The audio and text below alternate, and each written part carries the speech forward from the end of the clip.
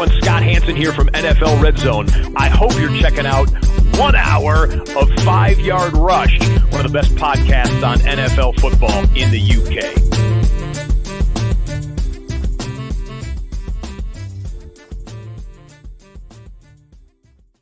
Hello, good evening, and welcome back to another episode of the Flagship show here at 5 Yard Rush. Super Wild Card weekend is in the bag, and in true American fashion, they probably oversold it by adding the super in front of it. I'm joined as ever by Murph. How are you, Murph? Are you well? Mate, it's been a week already, and it's Monday, right? So, yeah, lots going on. If you've been following me on Twitter, you'll know that my son got diagnosed with COVID, and then I've been diagnosed with COVID. My wife has got it, so we're a household full of COVID. I feel all right. As you can probably see, I'm not feeling too bad, but I only tested positive today, so we'll see what happens in the next few days. Hopefully, I can remain to be well, but I just hope my family are well. And then I've been dealing with a few other bits and pieces. Gas leak downstairs. And then obviously some news. Well, that's it. But there's been some positives as well. It's just been a bit of a roller coaster. If you follow me on Twitter, or if you're new to the show because you've seen what's I've put on Twitter this weekend, then welcome. Thanks for joining. But yeah, it's exciting times for me personally to be joining the staff at FantasyPros. First article went out, I think yesterday. I didn't see it till today. I didn't know when it was going out. I haven't read it yet, I'll be honest with you. Yeah, that's all right, mate. It's thanks for supporting me. No, I'm kidding. I know you get to it. It's a long one. They got value for their money with the article. Let's say that it's a first of a 3-part, I believe, on rookies, right? That's right. So done rookie 2021 rookie running backs. Wide receivers will be next, and then I'll finish the piece with doing quarterbacks and tight ends in one piece because, well, tight ends just don't deserve their own piece. Other than Freiermuth and maybe Brevin Jordan, there's not a lot there to comment about, right? Adam Troutman and Pat Freiermuth, but I think after those three, I'm probably struggling. I'm not writing about Kenny Yeboah. I know Foley will ask me to, and I'm not going to do it. So, obviously humbled to join the team there. They've been producing great content. We've had a lot of their writers and a lot of their podcast hosts on the show over the years. We have Joe on last week. Yeah. We'll have Pat on, Pat Fitzmaurice, who I guess technically is my boss now, which is weird because he's a good friend. In a couple of weeks' time, he was supposed to do tonight, but he's got his son's basketball game. It's Martin Luther King Jr. Day over there. It's a big national holiday, so made sense. So, excited to get started. I'll be writing some content and there. Nothing changes. I'm still going to be podding here on 5 Yard, and I'll still be putting content out on the Substack.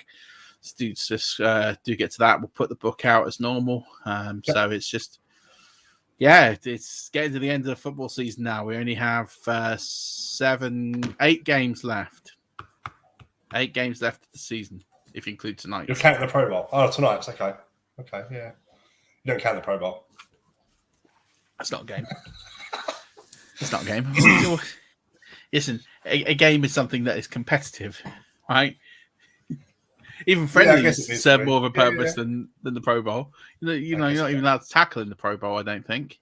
Just quickly before we go on to them, they do obviously the skills challenge at the Pro Bowl in the week leading up to it. Would you rather see much more of that? Yeah. I would. I honestly think the Pro Bowl should be a week-long thing, right? Yep. And they should do more of those skill games, skill challenges. Yeah. And then I think they just do like almost like I'd almost rather watch flag football. Yeah. I know it sounds stupid, but I don't want them getting hurt or whatever. But I think I'd rather see them do like a little mini scrimmage or something. But then I'd rather see them do the skills challenges. Maybe do something really cool. Take the skills challenges to the next level. Maybe skills challenges. They have the what's the big one? The dodgeball they played, didn't they? It was quite a competitive. Yeah, that's more competitive than the game. You know what I mean? You could make them do like Ninja Warrior or something. Yeah, or like Ninja Warrior or Wipeout or something like that. Well, those sorts of things I'd be well into far more than than just watching I can't even tell you the last time I watched a Pro Bowl game. They could do that, right? They could use skills challenges, get, 20 challenges, certain people compete in different ones, earn points for it, and compete that way over the course of 3-4 days. Yeah. Yeah. Or they take on a team from college. Okay. Do you not think that'd still be as... I mean, it'd be better. College kids got nothing to lose. Those pros have at that stage, I guess. So. I'd say the other way around. I'd say the college kids probably have something more to lose. College kids sitting out in bowls as well, isn't there? So yeah, I don't know. We'll workshop the idea. All the time, anyways, tickets to it in Vegas, they'll keep doing it. That's for sure. Exactly that. So, anyways, it's all good. Jack's joined in. Hi, Jack. Evening, Jack. Go Bucks. I know he was particularly delighted with the result as a non-Bucks fan. Hold on. There's a picture of Jack in a shirt somewhere. I swear I've seen it. Yeah, there is. But yeah, hope you're well, mate. But yeah, it's as you mentioned, not so super wildcard weekend occurred. Yes. Not a lot of shocks. Bit of a washout, really, in terms of the super. I think again, we've talked about this about the 7th seed, and I get it. Like, I get the reason why there's got to be entrants, but these 7th seeds have been terrible. Like the Steelers. I mean, they didn't make a game, but the scoreline in the Bucks game, and we'll get to it, looks a lot closer than the actual game was. I think, there'll be repercussions of that game for sure. And I think we're at the stage now where it's great that there's more playoff games. I think people are quite happy with the fact there's more playoff games.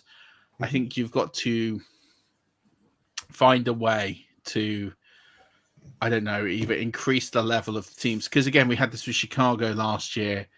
They were 8-8. They got blown out. They scored a touchdown on the last play of the game. They were getting shut out by the Saints. Like, it's no good having a team turn up into the playoffs and go, great, you've made the playoffs. I mean, they made it in, the Bears last year 8-8 and were horrific. The Eagles would have made it in at 8-8, but they won the last week of the season. They get in at 9-8. Again, they were pretty poor. So the NHL needs to have, or the NFL needs to have a think about what they're going to do, because it's good there's more playoff games, but there's not, I don't think, enough caliber football teams to do that. And I think in the AFC, weirdly, I think there would have been, if you got the Ravens in there, or if you got the Chargers nearly squeaked in. I mean, yeah, and the Colts. I mean, it's just unfortunate the Steelers kind of snuck in. I think the depth was there in the AFC, funny enough, and then it just miraculously all went to crap. In the NFC, there just isn't. There's 5 good teams in the NFC. Yeah. We said this in the build-up. There's 6 good teams, because you have to count the 49ers in there. Yeah, there's six good teams in the NFC, and there's 10 poor ones. And that's the bottom line. There's such a gulf between those 6 and the remaining 10 teams. Some of those teams, I think, can make improvements quite quickly. I think the Eagles can improve quickly. I think the Saints can improve quickly. I think the Panthers can improve quickly. I think the Seahawks can improve quickly. I think there's foundations, but just this year was a particularly bad year for 7th seeds. And yeah, but next week will be good. But I guess we'll get into the games. Let's come back to next week. Let's start. Yeah. We'll run through it in order, the way they played out then, shall we? So, Raiders, Bengals. Raiders got in, last-minute field goal in overtime. Took them away from having to go to Arrowhead. And they went to Cincinnati instead. They were favoured by many. Myself, I predicted the Raiders would actually come out of that with a win. I think that they stay in games enough to be competitive, and they don't often get blown out. And I thought they might just have sneaked it. And they had a chance to. Did you see much of it? Yeah, I watched the game. First of all, there's some Bengal fans listening to this, and congratulations. I got a text from one of our patrons. He sent me a text because they'd not been able to text a playoff win since 1991 or ever, because the text message wasn't invented until 1993. And I think, it's a terrific story, the Bengals. I'm not going to move away from it. I nailed my colours to the mast and wanted the Raiders to win it. I just think what they've overcome this season, and I think they were very close to doing it. I think the Bengals should have put the game to bed a lot sooner. I think this is for me, is where I think the Bengals are a sort of year early. Zach Johnson is just sometimes there with the play calling and game management and running out the clock. I just don't think he did as good a job as he could have done. And look, it's a difficult gig. And when you're in it for the first time, you're going to make mistakes. I think that's pretty evident. But it didn't cost him, so he'll move on to next week. And he'll learn a lot from it, yeah. Yeah, and I think that's a fascinating game now. I think you've got a really fascinating game next week with them and the Titans. Yeah. And I don't think anyone can ever quibble that the Bengals didn't deserve to win that game. They were the better team over 60 minutes. But I will say this, if Derek Carr, if that Bengals D doesn't stand up and make that interception at the end of the game, that's complete and they run it in, I think they win the game in overtime. I really do. Okay. I just think the momentum, everything was shifting, everything was going the Raiders' way as they kind of do. They never quit. They never go away. It's everything I love about this team.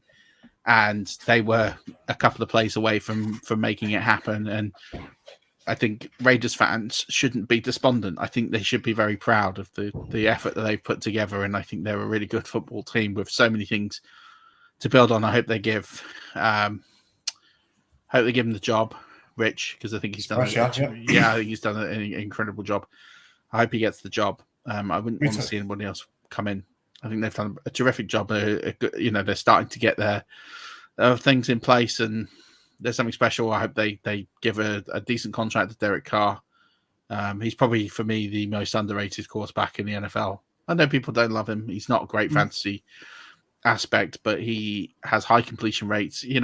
It's amazing. People love Drew Brees, and people hate Derek Carr, and yet for me, they're very similar players, which I think is bizarre, because high completion rate isn't going to give you too much for your legs. It's all about quick decision thinking. The only difference is Brees was obviously a much more talented, and I'm not saying that Derek Carr is in the ilk of one of the best players to ever do it, but they're very similar natured players. The way that they construct their offenses, the way that they are almost surgical in their approaches. Just Brees was slightly better in his prime with the deep ball, but I think Carr's been terrific with the deep ball this year. I think he's very underrated. You look at that core, who he's passing to. He's passing to, Renfro. He's a 5th round pick in the NFL draft. All right, he's got no Henry Ruggs now. He's throwing Brian Edwards, who played quarterback in college. That's about it. And Darren Waller, who, many teams were done with in the NFL. So you look at what he's throwing to and you think, okay, he's done an exceptional job this year. So credit to them, but credit to the Bengals. I think they're showing that they are going to be a great team for the next few years to come. And I really think that the Bengals now, I think they have a great chance. I think they really have a great chance next week. And I think if they win that, they're a team to watch now. I really think the only thing they've got to do now is continue that high power offense, continue to throw the deep ball, continue to play fearless football. But just they've got to stop those little coaching game management mistakes, because there are some things in there. And I suppose the other thing we should mention is there's obviously a very questionable call in this game, with Joe Burrow makes an incredible play. And this is nothing on Joe Burrow or the Bengals. Just before he goes out of bounds, he throws the ball to Tyler Boyd, hits Tyler Boyd deep in the end zone. As the ball is in the air, the whistle blows, and the officiating crew don't do anything about it. And now, under the rules of the game, there was no flag. There shouldn't have been a flag. It was an errant whistle that shouldn't have blown, but it did blow. And if that's an official that's blown it, and they did, then at the end of the day, they had to rerun the play. Yeah, and I mean the ball was mere feet from Boyd. I don't think it actually affected the play. But that's not the point. But that's not the point. And I understand. I could see, the thing is, if you're a Bengals fan and that had played out that way, you would be furious. And 100%, if that touchdown was taken off the board, you'd be furious. But the same way the Raiders fans are furious, because by the rules of the game, that touchdown should not have stood.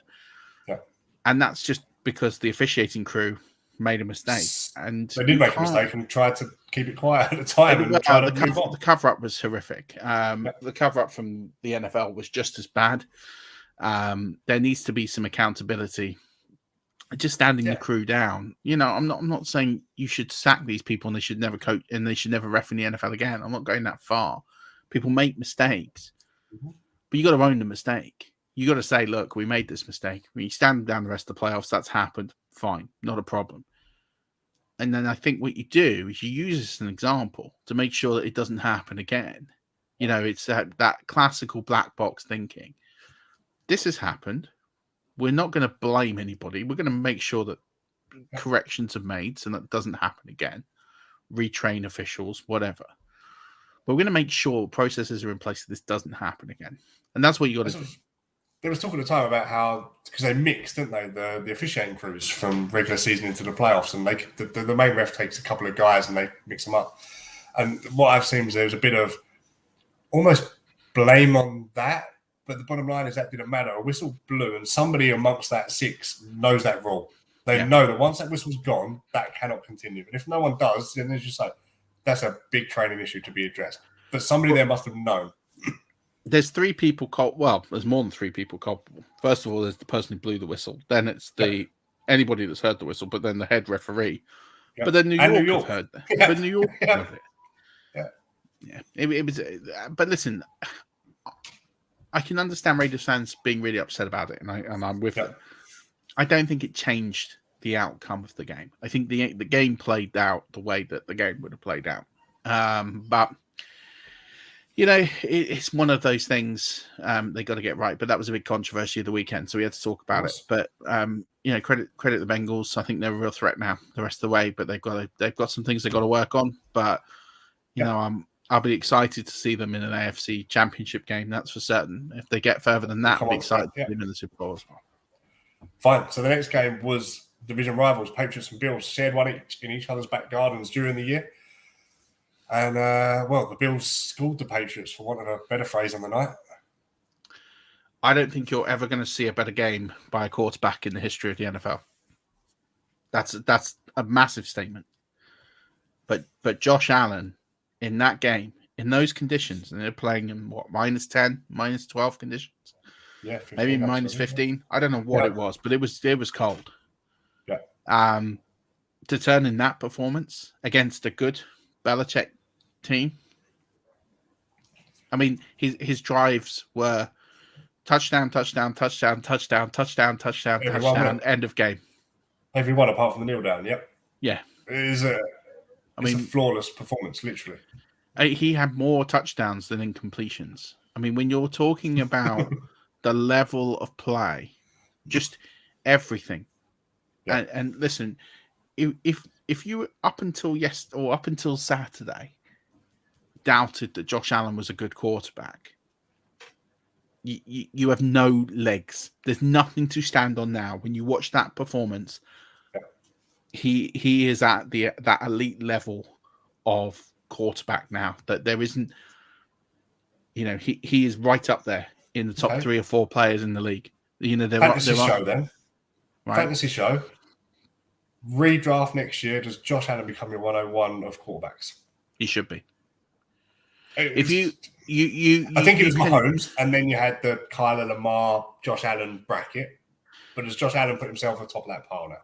I think Josh Allen. I don't know why you would take Patrick Mahomes over Josh Allen, because Josh Allen gives you the rushing numbers. He gives you the rushing touchdowns that Mahomes doesn't give you. Yeah. The reason that you take Mahomes over anyone is the same reason you take Kelsey over any other tight end, right? Yeah. It's the security of the position. You know that Mahomes is going to deliver you top 5 fantasy QB numbers, barring injury.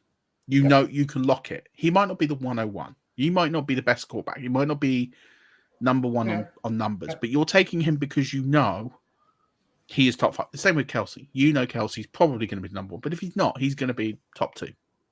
Yeah. You just know it. That's why the value is so high.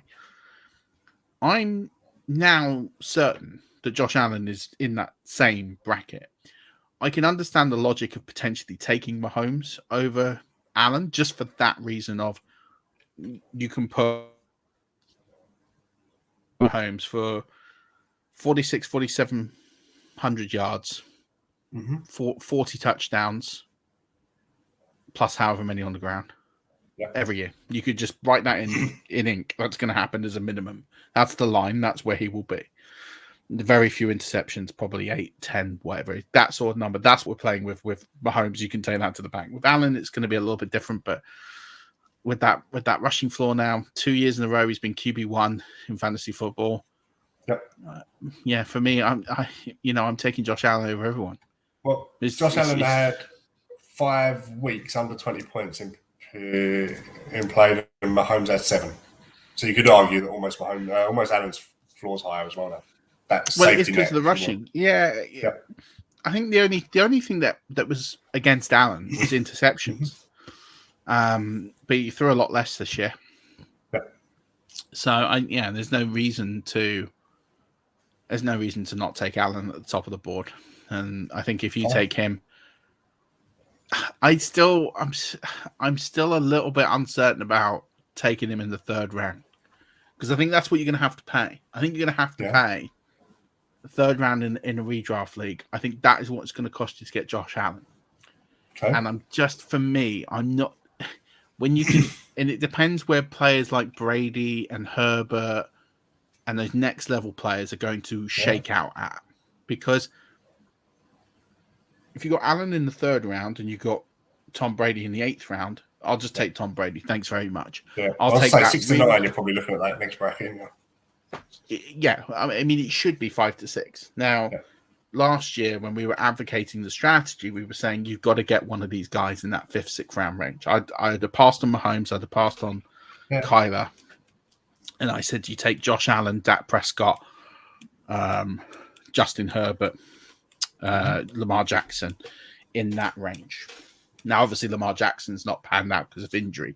Yeah, that's different. But the rest of them were fine. And then if you miss those guys, you have to take one of Brady, Rodgers, or Wilson. Yeah. After that, you would So Joe Burrow was your exception this year as your safety net. If you skipped everyone and picked up Joe Burrow, you'd have been fine.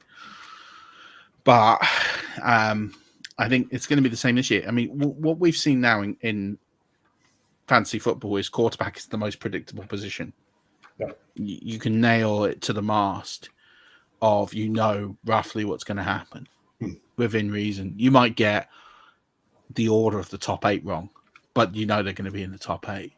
You're not going to get this surprise player coming from the ashes and be a top 8 quarterback. Jalen Hurts, some people didn't want to take him, but he was going as a top 8 fantasy quarterback in drafts, and he finishes in the top 8. Like, there's no shock when he finished where he finished, and that's the difference in the strategy. So I would have Allen on the top of the pile. I'd be but I'm just not sure if I would pay that price. That's the only thing. If he falls into the 4th round, I'm probably buying. In the 3rd round, I'm just not sure I can invest that capital. I have to wait and see how these ADPs shake out then. Interesting. Absolutely. I think it's going to be an interesting year. It will. So back to the game. Was it a case of the Bills actually being that good, or is there an element here of the Patriots just did not turn up?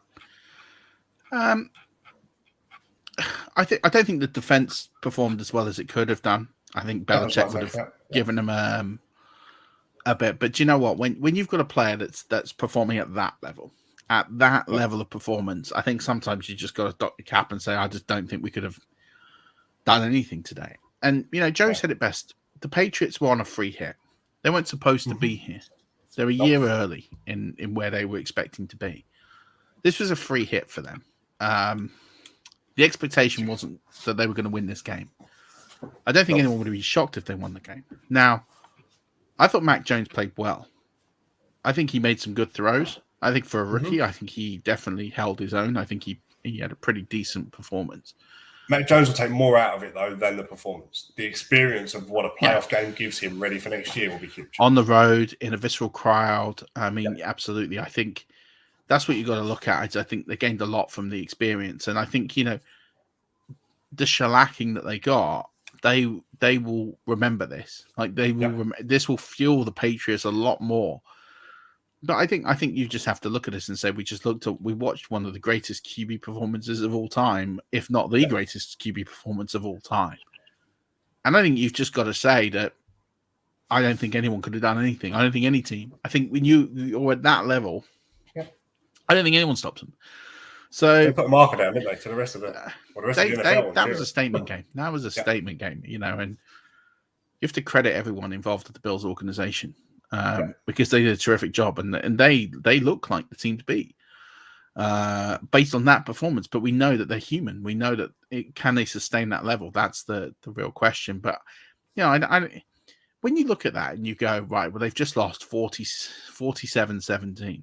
That you can look at that scoreline and think, well, the Patriots were crap. I don't think they were that bad. I mean, I think the difference was the effort was there. They tried to make things work. They were just beaten by a better team.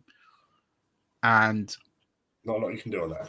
I don't think there is. I think when the team is that good, when there's literally what flaws can you put on the Bills as a team on that performance? Nothing. Singletary rushed, the defense stood up. Adam was impeccable. Yeah. Special teams was great. Field position all day. I mean, when a team plays perfect football like that, there is just very little you can do. If the Bills hadn't been that great and put up 47 points, then you would point to the team. So I've got nothing bad to say about the Patriots' performance. I think they could have been exceptional and would have lost because the Bills are a better team. They're 2-time division champs in a row. Yeah. They are where they are. I think next year that's a great battle to look at. Fair. So that brings us to Sunday's games. Eagles at Bucks. Let's go. Well, I'll start with the Eagles. How long we got? I'll keep it short. I'll start with the Eagles because I think that's the end of Jalen Hurts as a starter for the Philadelphia Eagles.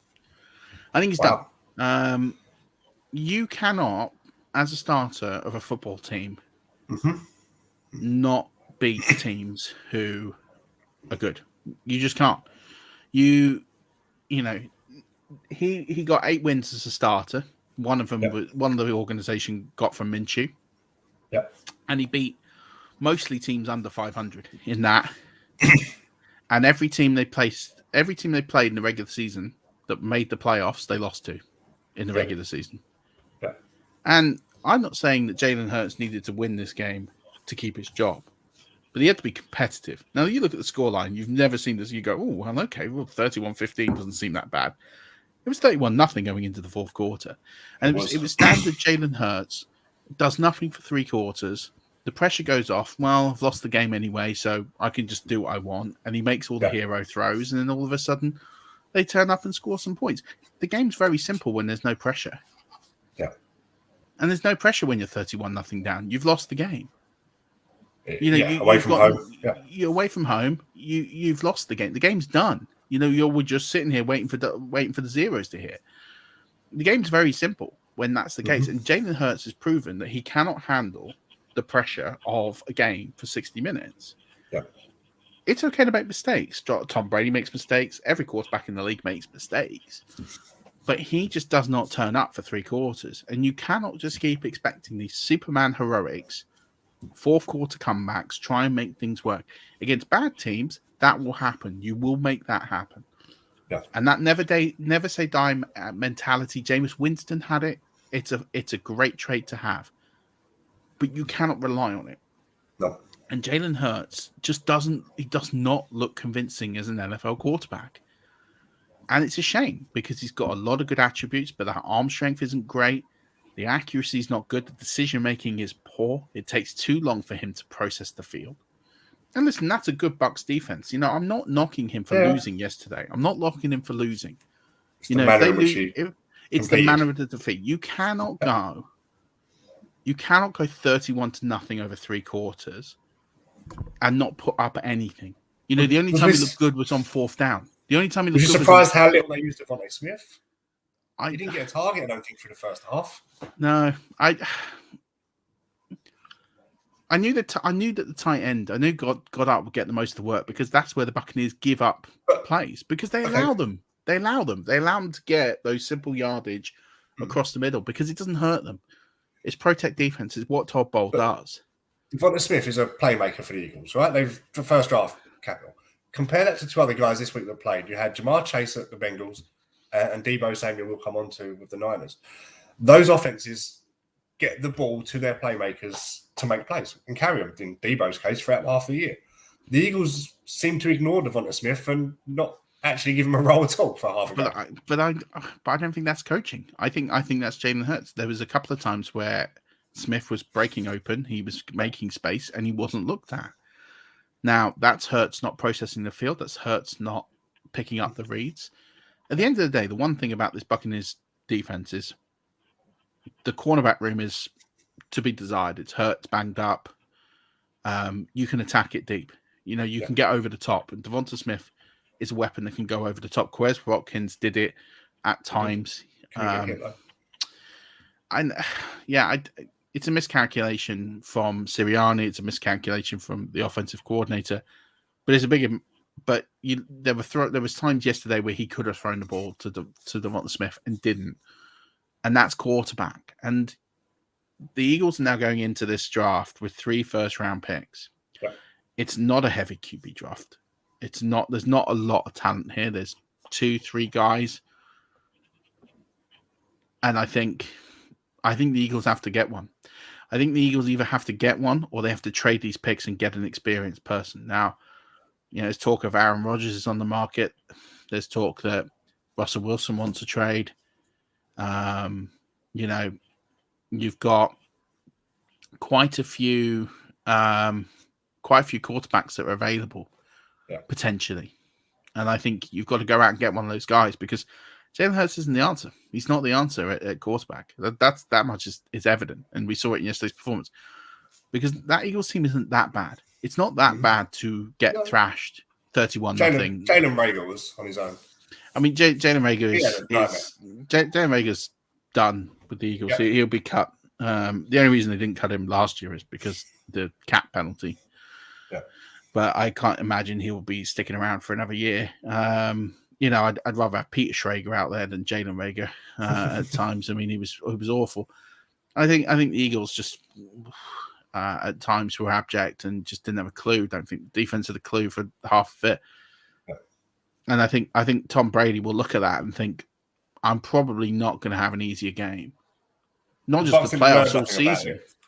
But as a Bucs fan, what it did do is allow us to get 3 or 4 players, some reps, some fitness. Okay, we may lose 1 or 2 others, but it's got some guys playing some physical football before a bigger game comes. Absolutely, which you love those opportunities in the playoffs. But what did we learn about the Tampa Bay Buccaneers yesterday? Absolutely nothing, because there was nothing to learn. Any of those other teams in the playoffs, with the exception of maybe the Steelers, would have walked that game yesterday. Would have walked it. I don't care who like the Eagles. Just I don't want to say they didn't deserve to be there because on record they technically do, but they're just not a good football team. Like, I'm sorry, they're just not. Any that was effectively a bye week. It was effectively a bye. The Buccaneers would have had tougher scrimmages than the game that they played yesterday, and that's a horrible thing to say. And I'm not trying to disrespect the Eagles fans here, because they know they've watched this. I'd love to speak to an Eagles fan who wants to tell me that Jalen Hurts is the answer at quarterback, because he's not. In college, we knew he wasn't the answer at quarterback. He was benched for a true freshman in the title game. Yeah, because they did not believe he was the guy. Like, that tells me everything I need to know. We speak during the game, obviously on WhatsApp, a lot of Bucs fans. I think about midway through the third, I put in there that actually the Eagles may be better off at this stage putting Minshew in and taking Hurts out, because it's obviously they had to throw the ball, and Minshew's a better exponent of throwing the ball. Yeah, I mean, for me, here's what's crazy, right? And this is going to go on the coaching stuff. And listen, they're new coaching stuff. I'm not going to kill them too much. They made some great calls before halftime. They're in midfield, going for it on 4th down. A couple of guys in our group were questioning why they're going for it. I'm like, well, they're down 17. They're trying to get a score. They made the right call. Then they get the first down on 4th down. Then they throw the pick, which is a great play by Mike Edwards, by the way. I'm not even going to kill Hurts for that, because Mike Edwards just makes a terrific play. After Geraldine slipped, yeah, and then they come out of the second half, and then they don't do it at the start of the second half, and you're thinking the game hasn't changed. In fact, if anything, you've lost time. So why are you going to come out and do it at the end of a half, but you're not going to do it at the start of the next half? Like, why are you punting that? You're just giving away possessions. And then Then what happens is the Buccaneers punt. You think, oh, okay, they got the stop, and then they cough the ball up, and that was, the moment Jalen Reagor puts the ball down, that was the ball game. And then, one play later, Mike Evans is doing cartwheels into the end zone. I think the Eagles just they're not a bad team in the sense of there's some players there. Mm-hmm. There's some real players there that Darius Slay's a good corner. They've got an all-pro center. They've got a decent offensive line. They've got a decent defensive line. They've got a decent wide receiver core. They've got a decent running back core. They've got a great tight end, probably a top 5, top 7 tight end in the league. They got decent linebackers. Edwards, when he left the game, huge. Singleton, great linebacker. They've got a lot of good pieces. They just need a quarterback.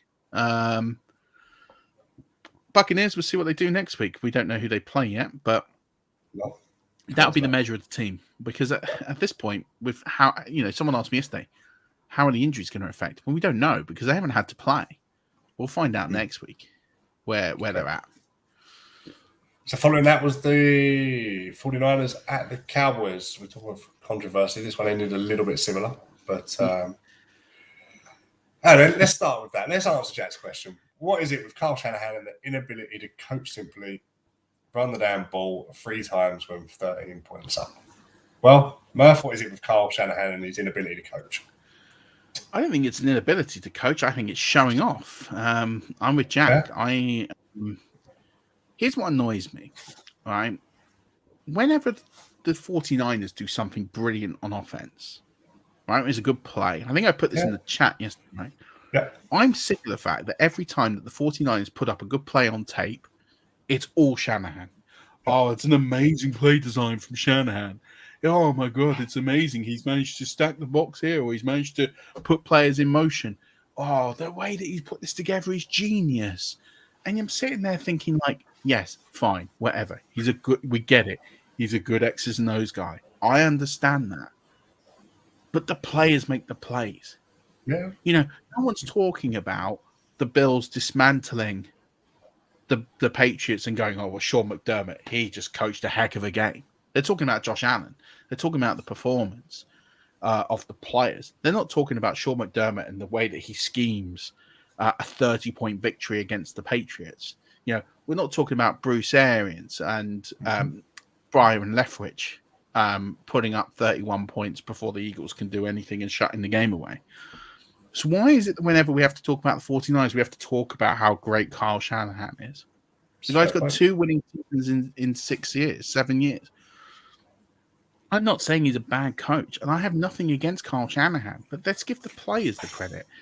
And as to Jack's point, I don't understand why they can't just run out the clock and run simple plays, why everything has to be this overly complicated, intricate design. Because here's what's crazy, right? They're playing the Cowboys. Now, we know the Cowboys are a good defense. Number one of the best defenses in the NFL, especially takeaways. We know that sometimes, we know sometimes it's a bit difficult to pass the ball deep on them.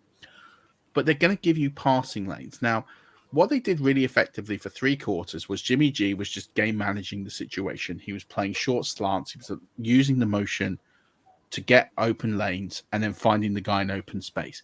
I don't know why in the 4th quarter, Kyle Shanahan just went, do you know what? We're not going to do that. We're either going to just overcomplicate things. Why you don't just run the football. You've got some of the best running backs in football.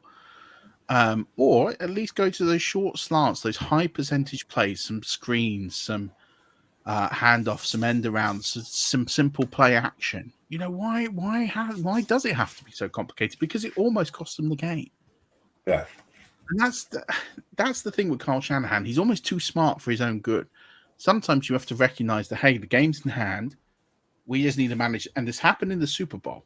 You got to remember that they were 8 minutes away from winning that Super Bowl, and they got too cute. They had to, I don't want to say show off, but that's basically what they were doing. They had to show that they were the best coaches. They had to show that they had the best play design. And you know what? Sometimes just simply putting the ball down someone's throat is probably the easiest and the best way to go. So, yeah, I don't understand the Kyle Shanahan loving, and I don't understand why he can't just keep it really simple. But there you go. Obviously, it did end with the Cowboys trying to drive to to win it. And, well, Dak Prescott decided to run for 14 yards with no time left on the clock. Surprising play, if nothing else. Well, Cowboys fans are livid. I think they're livid at the wrong people. For me, you're going to pay Dak Prescott $35-40 million a year, right? And you pay him that money for that situation. You've seen why you shouldn't pay him that kind of money, because he's not that player. There's a lot on the officials and so on, but he should know, I think, in that position, the time is against him. He should know to get 10-12 and get down quick rather than get as much as he can and run the clock. It's just poor game management. It's poor. He didn't give the ball to the official. It's poor awareness of the situation. It's poor game management. It's just poor in general. And here's what annoys me with that situation is you've got Dak Prescott, one of the most expensive players in the league. You pay him that money to be an actual winner. He's yet to deliver on that. People will counter that and say, "Oh yeah, best offense in the NFL, put up more points." Like, listen, okay, you padded the stats against bad teams, and you were pretty poor against good teams. Playing the NFC East, that helps. Yeah, that also helps. And at the end of the day, when we get to these types of moments, people want to slate Jimmy Garoppolo all they like, but Jimmy Garoppolo would not have done that in that situation. Jimmy Garoppolo would have put the ball out of bounds, or he would have got what he needed and gone down. Or, Jimmy Garoppolo, for all of his faults as a player, the one thing he is a smart football player. He knows how to make those decisions. He's astute. He knows how, because he's coached under someone like Belichick, and he is aware of the actual football situation.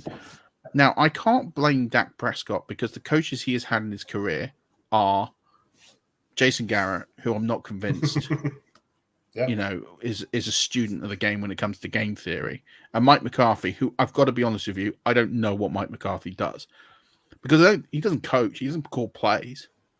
So what does Mike McCarthy? He doesn't bring you this aura of winning mentality. Like Bruce doesn't call plays. Bruce doesn't do lots of amazing on the field coaching. What Bruce does is he builds culture and he puts everyone together and he manages it like a CEO. Onto account. Right, he's a CEO basically.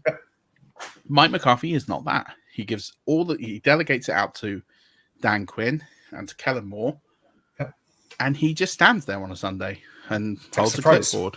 Yeah, because when it goes well.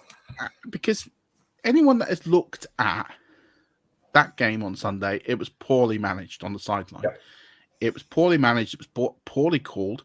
The game management was shocking. The decision-making was shocking.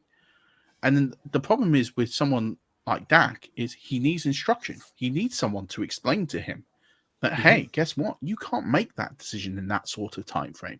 You can't make that play. You need to do this or do that.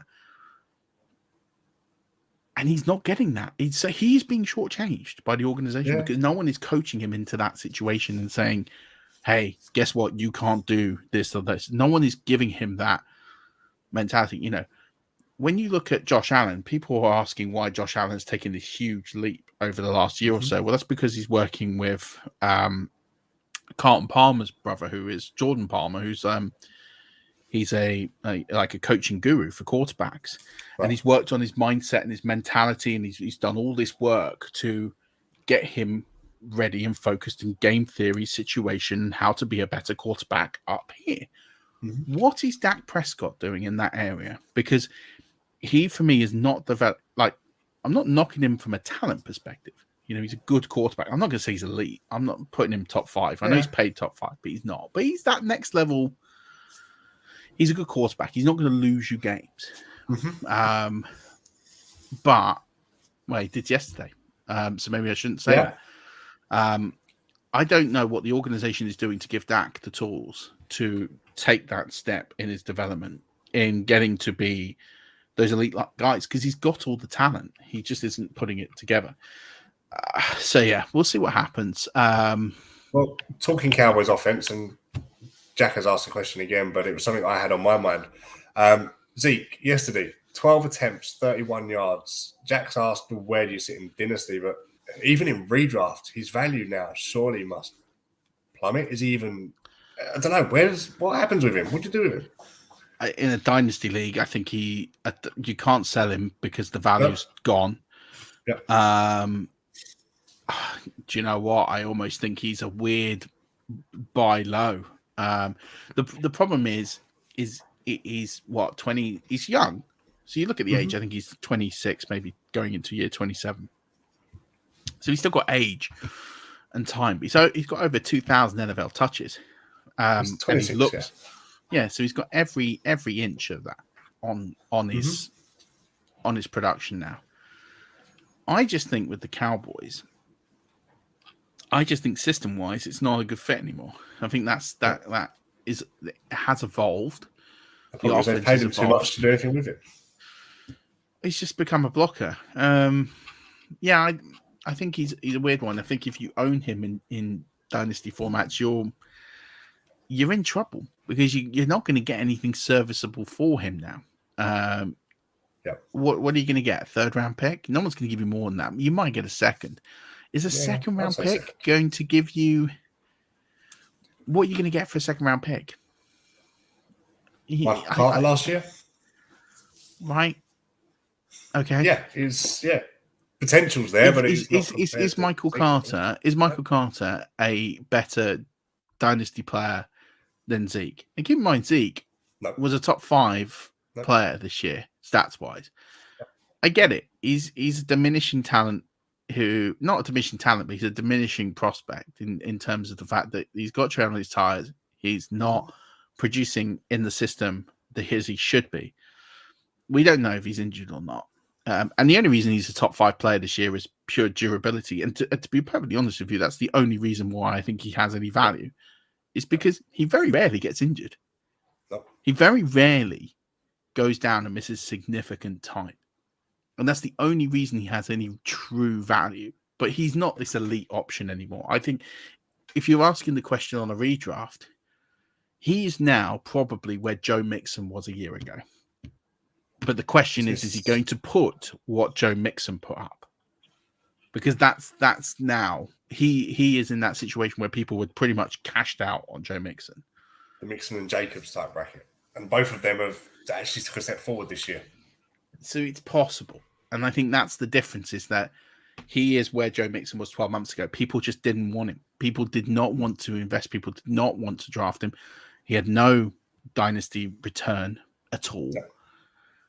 I think if you can find a Cowboys fan in your league and you can get a first round pick on name value and teams, and take it. If you can't, I'm weirdly holding him because I think there is some upside on durability, but I just don't. I think if Pollard goes down, his production comes back essentially. Well, and who knows what happens to Pollard this year? I'm not as worried about. Listen, I still think Zeke is a top 12 player next year because again, I just think durability. I think he's going to squeak it. I don't think he's going to be impressive. I don't think we're going to look at Zeke and go, "Wow, he's elite. He's put all these great numbers up." I think he's going to be just one of those last man standing kind of guys who just cashes in when everyone. But do you know what? At the position, does it matter? If you've got a guy right now who you can take or you can hold and say, right, he's going to finish in the top 12 of his position next year, you'd probably hold. And you'd probably be quite happy to hold. Yeah. But I think if he dropped off a cliff, it wouldn't shock me either. Jack also asks, what sort of wide receiver do you think you can get for him? For Zeke right now? I think you could get. I think you're looking at variable guys like Mike Williams, who could hit, could miss. Hunter Renfrow. Jones is one that comes to my mind. Yeah. Well, I think you get better. I'd like to think you get better than Marvin Jones, but I think. I tell you what, Hunter Renfrow. That'd be interesting. I think that's what you're looking at. You're looking at. I think I'd take Renfrow. Depending on the roster build. Yeah. Well, that's the thing. I think that's the sort of player you're going to get. I don't think you're going to get a star. I think, a Hunter Renfrow, a Mike Williams. Those are the sorts of players. The ones who haven't got those years of production, but the ones. Do you reckon you might be able to Like an Ayuk, maybe had a bad year, but seemed to get better through the year and take that punt on him. Yeah, maybe. Yeah, because people cash out on him, given what's going on with Debo.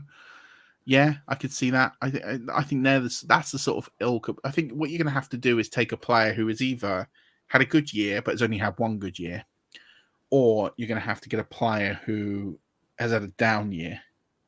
And you're hoping to. I've just seen, while we're on the Cowboys, I've just seen Mike McCarthy is expected to return next year. Okay. It's good news for the rest of the NFC East. That's great news. Mike McCarthy is going to get some more moolah to do absolutely nothing. It's absolutely making a living. Well, you took away my segue because I went from Cowboys to Ayuk and to feed us into the Niners, and you destroyed it by going back to Mike McCarthy. So sorry. Perfect segue. Destroyed. Yeah, I mean, Niners did a good they were job. Probably the most fancied underdog coming into the weekend. 100%. And they delivered. They're the team probably. I mean, the Bills and in a minute, I guess the Chiefs looked like they found some form, but coming into the weekend, it was probably the Niners that were rolling with the form into the playoffs. I tell you this for free. The Packers will not be excited about playing them. Nope. I think the Packers would have taken the Rams or the Cardinals over the 49ers because, as we know with the Packers, the one struggle that they have on defense is stopping the run. The one thing that the 49ers can do is run the ball. The last two times, the last time these guys... Ways. I mean, the last time that these two met in the NFC in the playoffs was the NFC title game, and the 49ers ran for 186 yards before contact. I mean, the Packers' defense has got better in the last 2 years, and they have made significant strides in trying to stop the run. But I think this is a really tasty battle, and I think I wouldn't rule out the 49ers. I really wouldn't rule them out because I think they really match up with the weaknesses of the Packers. Now, having said that, on the other side of the ball, where the 49ers are really weak are with the deep ball. I think they're ranked 31st or 32nd against passing catches of 15 yards or passing plays of 15 yards or more. So they really are susceptible to the deep ball. They're susceptible to big plays. It's an Alan Lazard DFS type week. Absolutely, I think you got to take the guys who are going to Alan Lazard, even MVS. If I was a DFS player, I'd be sprinkling both of those guys in my lineups because it's interesting because both of these teams are on offense will play against the other's weakness on defense. Yeah. So I think it's a cracking game. I really do. I think this is a properly special game. And anyone that wants to, I don't look, they haven't opened the line yet. But if this line's more than 3 or 3.5, then I'd go the other team. Well, all day long. I think this is close. I think this is a lot closer than people are going to give it credit for because I think people are going to anoint the Packers. Wouldn't shock me if we're here next Monday and we're talking about a 49ers victory. Let me tell you that. We won't support an NFC team in the playoffs, and I don't want to go to Lambeau Field in the championship game. So I actually wanted the Niners to win because I think they've got the biggest chance of upsetting the Packers than anybody else in that division at the minute. So, yeah, other than the Bucks, but yeah, I would say that the Rams and the Cardinals are. I think that would have been a great matchup for the Packers. I think they would have felt pretty good about playing either of those two teams. Mm-hmm. Certainly a lot better than the Buccaneers will feel about playing someone like the Rams because Sean McVay's had the Rams had the Bucs number. Yes. But I do think that the 49ers, and I'll be honest with you, I wouldn't have minded playing the 49ers because I think we match up against the 49ers pretty well. I think we really do. I think, where the threats are going to come from the 49ers, I think the Buccaneers do match up very well. Packers Niners line is out, by the way, just to let you know. Oh, it is? 5.5. Yeah, that's crazy to me. That's crazy. That's silly. I'd be on the Niners all day long. Mm-hmm. If I was a betting man, I'd be on the Niners. I think that's silly. 5.5. The over-under is 48 as well, which seems quite low, but we'll see. Yeah, given I think that's low. Yeah. I can 48. Yeah. 48, yeah. I'd smash the over and I'd smash the Niners if I was a betting man because I just think that's a lot there. Fair. We're writing Jack's pod for him now as well. Looking at his Exactly. You can thank us later, Jack. So that brings us on nicely to tonight, I guess. One still to go. Cardinals at Rams, another division rival heading off. We got vested interest in it, I guess, because the winner comes to Tampa. How do you see it playing out? I had no idea. The reason I have that no was insightful. idea, Thanks, Murph. the reason I have no idea is both these teams limped in, right? They did. If you'd asked me a month ago, 3 weeks ago, I'd have said Niners will kill it. Niners will smash it. They'll destroy the Cardinals. It won't be close. The Rams, you mean? The Rams will destroy the Cardinals. Yep. Won't be close. It would be a pretty straightforward game. Probably 12-point victory. Storm off, write it, move on. But Stafford doesn't look good. Maybe he's had some time to think about it. I don't know if it's his back. I don't know if he's carrying an injury. I don't know if he's just cooked. He's played too much. I really don't know. I've always had this concern with Stafford when he gets to this point of the season now, because he's had multiple back surgeries, because of the toll of playing quarterback for so long. I think if he's going to be asked to throw the ball 30, 40 times, I think he's going to struggle. I think they really need to work that run game. They need to get Michelle pumping. They need to see if they can get Akers involved. I think it's massive they've got Akers back. Yeah. I don't know how fit he is, but if he can get any kind of workload, that'll be useful. Yeah. The Cardinals have been terrible. They've been terrible the last month of the season. What is it? You just said they both limped in. The Cardinals were 1-4 in their last 5 games, and the Rams are 4-1. I guess it's more the Rams' manner of wins that makes you feel that way. That, the schedule, who they played, and they lost in week 17, where they could have given themselves a much easier path than they've got. Week 18.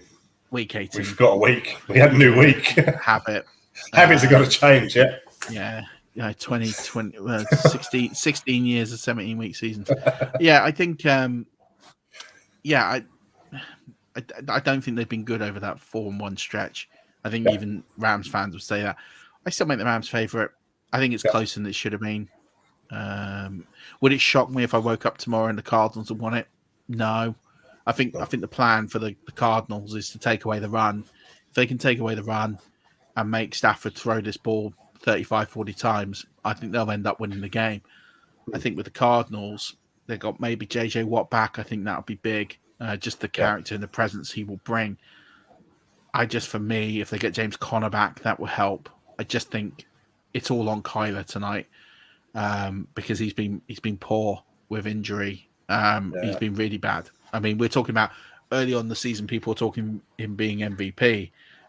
For me, he's not even in the top 12 conversation at this moment in time, the way he's played the last month of the season. So, and he might be because he's hurt. But he needs to step up tonight. He needs to really, really, if he is Kyler of the last 5 weeks, Rams win this easily. If Kyler turns up, this could be a special game. Fair. We'll have to wait until we wake up to see them. Yeah. So on predictions now, we've kind of covered what happened. We've just touched on that one. Go back to the AFC. Bengals now travel to Titans. And as much as we both said the Raiders had a good chance at winning that game, I actually fancy the Bengals Titans as a far better game than Raiders Titans. Yeah. Far more enjoyable to watch, I feel. This is weird, right? So last week I predicted that the Raiders would beat the Bengals. I'm going to go with the Bengals to beat the Titans. Wow. I can't see a path where the Titans are going to have to be perfect on defense. Mm-hmm. Yeah. That's the only way they win this game. They're literally as well. Yeah. I just can't see that. Fine. Unless it also depends a lot, I guess, on how healthy Derrick Henry comes back. It's due to be. Bengals have lost Ogunjobi, haven't they? I think today. Yeah. So it could be. I think I'll take the Bengals in that one as it stands right now. I just think they're rolling. Yeah, the Titans have had some time to get some players healthy, but yeah, I'll take the Bengals in that one as it stands. It's a tighter game than the line than the Packers Niners. 3.5 points this game. Yeah, that doesn't surprise me. It should be a tight game. It should be a very tight line. But I'll definitely take the Bengals and the points. But I'll take the Bengals, I think. fine. I actually have said all along, I think the Titans will make the championship game, so I'm going to have to stick with that myself. So yeah, I think that bye week, there was a team that will probably benefit most out of all 14 in the playoffs from having that bye week. So I massively agree with that. Yeah, hopefully I do agree with that. Bills Chiefs, what many predict could have been the championship game, I guess, if they'd finished 1-2. They have now faced each other at the divisional round. For me, if the Bills turn up like they turned up last week, it isn't a contest. No, it isn't. But there's just something about that habit of winning in the playoffs, winning at home in the playoffs. You're looking at the Chiefs. This is they win this. They're in their fourth consecutive AFC title game. Correct. You're building that habit of winning consistently, and I think that's a hard. And they beat the Bills last season in the AFC title game. Yep. They're not going to get phased at going behind like other teams will phase at going behind to the Bills. Andy Reid won't panic. Patrick Mahomes won't panic. I have to take the Chiefs. I just think that they are going to be too strong. Just because I think they're going to have that nous to know how to get it done. There's everything I've just said about Josh Allen. If he turns up and plays like he did last week, then absolutely, I think the Bills win this game. Mm-hmm. I just think Andy Reid and coaching staff will come up with a way to get this done. I just think it might not be pretty, but I think they will get it done. We've got to stop having a difference of opinion because I go the Bills, and I'm not going at being either quarterback being the key to this. There's a key player in this game for me is going to be Devin Singletary. If they can utilise the run game enough I think the Bills have learned they need to have a run game in order to help their pass game. What the Chiefs probably need to do, they just haven't been able to do it. And I think if Singletary can run the ball enough, the old adage is keep the ball away from Mahomes and keep him off the field. I think they can put up enough points on the Chiefs. I think the Bills' defense can actually make more stops against the Chiefs than vice versa for me. So, I think the Bills will probably come out on top in this one. Okay. We're going to agree in a minute, Murph, I'm sure. Niners-Packers. We spoke about it already, how the Niners, this matchup's tight. Packers won't fancy it. Niners are rolling with form. Can they cause an upset at Lambeau? They can definitely cause an upset. Can we stop the Aaron Rodgers losing championship game theories and talks we have and get him out of the divisional game before he even gets there? I genuinely believe that the 49ers can win this game. Yeah. But I will take the Packers. I just think... I thought this was going to be our one we'd agree on, her. No, I'll be honest with you. I just think that they will get it done. Okay. I don't think it's going to be pretty. I don't think it's going to be a vintage performance, but I just think Aaron Rodgers is going to find a couple of deep plays. I think they're going to get a couple of cheap touchdowns to Lazard or MVS, and I think they're going to knock the stuffing out of the 49ers just as they're building momentum. Yeah. They're going to get one of those quick strikes, and it's going to just literally be like a dagger through the heart. And I think that side of the half, something like that, just probably kill the game off. Very similar to like a Scotty Miller type touchdown last season at Lambeau, right? Where that just all of a sudden that really was the play you look at and go, that was where the game was probably won. And I see that sort of thing happening. And I just think Aaron Rodgers and the Packers are going to get it done. Would I be desperately shocked that the 49ers win? Absolutely not. I even think right now they're right up there as one of the better teams. But I think you've just got to. I think I just have to go with the Packers. I think they're just gonna nick it. I'm going for 49ers. 3 for 3. Yeah. Totally different. I think the run game. I think the versatility in the run game as well, the way to use it. And I don't blame you for picking them. I really don't. I think it's a lot. I'd also sooner the Bucs have a third home game and play the Niners than have to travel to Lambeau and play Green Bay. Oh, listen, if you're asking me to name I've got a horse in the race. Yeah, I'm taking my objectivity out of it. I mean, obviously, I prefer the 49ers, but I'm just the host. So. One of us writes for Fantasy Pros, one don't. We'll see who works this out. Please tell me we're going to agree on the last one. Whether it be the Cards or the Rams that come to Tampa, please tell me we're going to pick the same winner. Yeah. I mean, I'm not going to go against the Buccaneers. I still think the Buccaneers. I still think the Buccaneers will get it done. I just think that home advantage is absolutely key and is massive. Yep. The Buccaneers are just a different animal at home. Brady's a different animal at home. The fact they're not going to have to travel. And the other team will, West Coast to East Coast as well, whoever wins it, really. On a short week.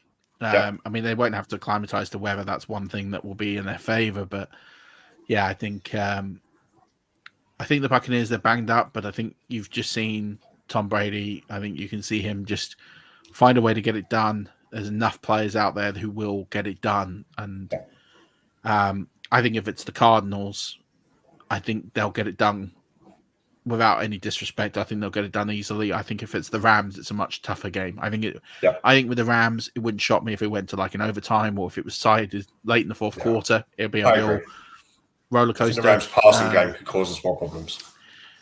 Yeah, I think we match up really well against the Cardinals. I think everything that the Cardinals try to do well, we will do very well to stop. I think the Rams have a little bit more versatility about them, have a few different ways in which they can beat you. Yep. And they will cause the Buccaneers problems. Again, that's another one that if the Rams ended up winning, if the Rams win tonight and then they win against the Buccaneers, that's not one I'm going to wake up and be, oh God, I'm really shocked by that. I'll be disappointed. Yeah.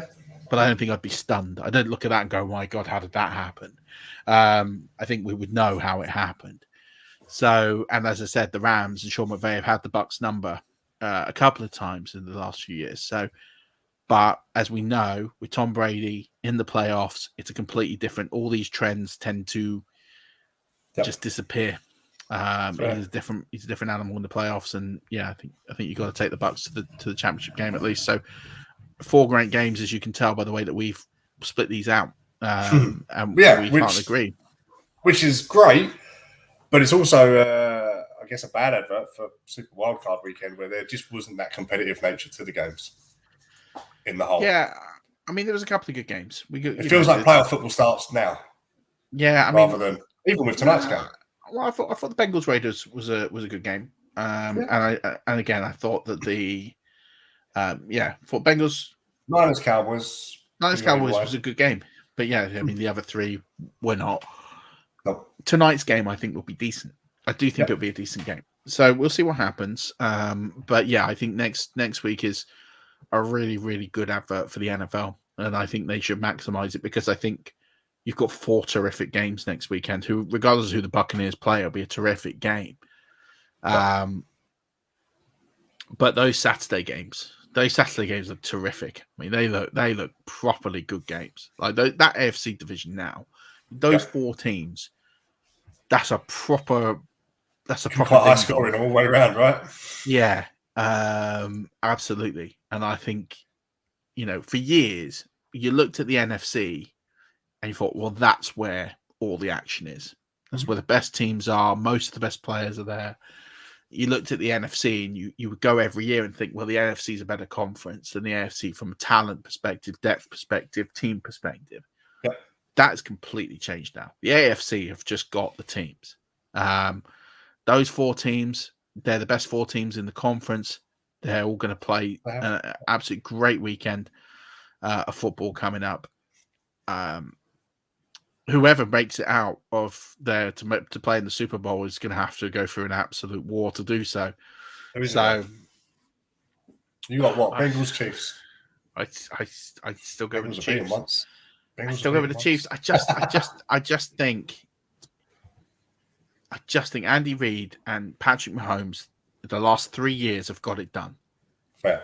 And until I see something otherwise, one thing you'll know with me is I always go with trend. And until a trend is broken, I tend to always stick with that trend because there's no reason not to.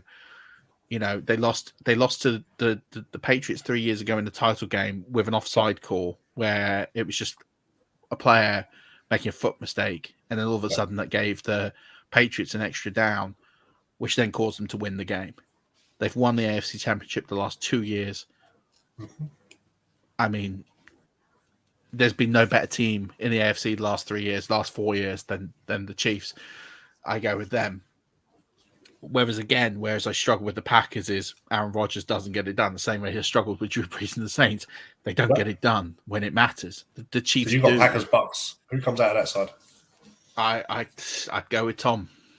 I go with Tom Brady. You know, the situation could be very different a week from now if those teams make it. It will depend on health.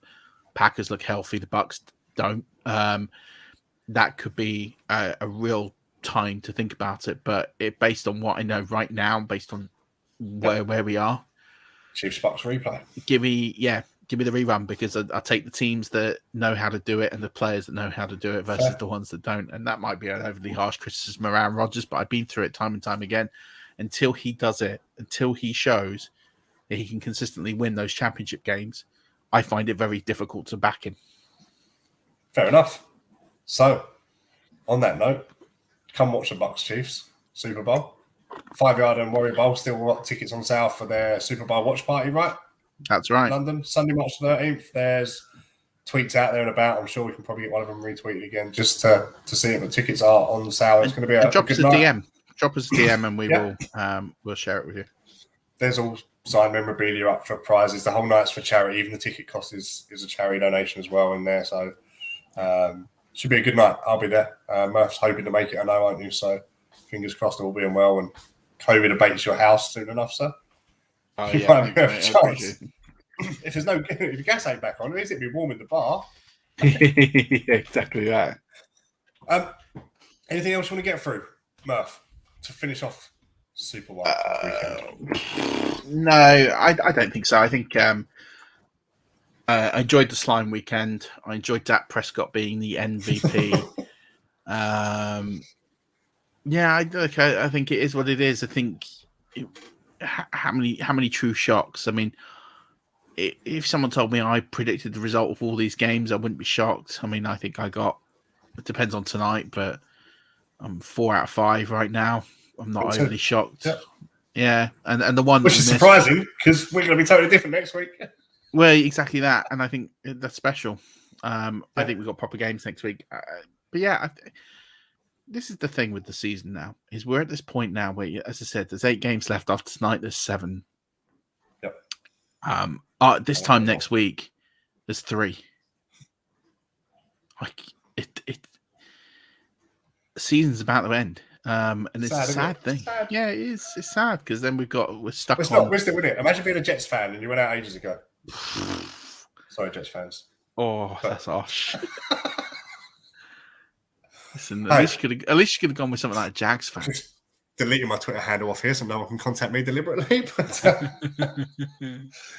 anyway, Murph, thanks for your time. Again, as always, follow us at 5 Yard Rush, Twitter, Facebook, Instagram. Get in touch. Tell us where we're right, where Murph's right, where I'm probably wrong. I guess next week we'll see. But for now, Murph, thank you very much. I will see you next week after the divisional round, and we can, see which way our predictions went, I guess. Yeah, I mean, it wouldn't shock me if you're 4-0 next week. Wouldn't shock me if I'm 4-0 next week. Wouldn't shock me if we chopped it each and we'd be 2-2. It'll be fun finding out, though. It will be, and I think we've got a special set of games, and I urge everybody to. There's loads of deals on Game Pass right now. If you have never used Game Pass, and I know some people aren't huge fans of it, I think you can sign up for Game Pass now, and it's like 20-30 quid for the rest of the playoffs. Yeah. Just do it. Just because you can download the games, watch them at your leisure. It's worth it for the adverts alone. I wouldn't go that far, but there's an Arby's double cheeseburger out there. I've got my mouth watering over. Yeah, it was worse because you're torturing yourself. You're not going to be able to get one. Probably, yeah. I bought that and so many F-150 trucks. I don't know what to do with them. Absolutely. Well, thank you very much, sir. I will leave you to your evening. Cheers, mate. And, as always, enjoyed this. And don't forget, everyone, as always, keep rushing.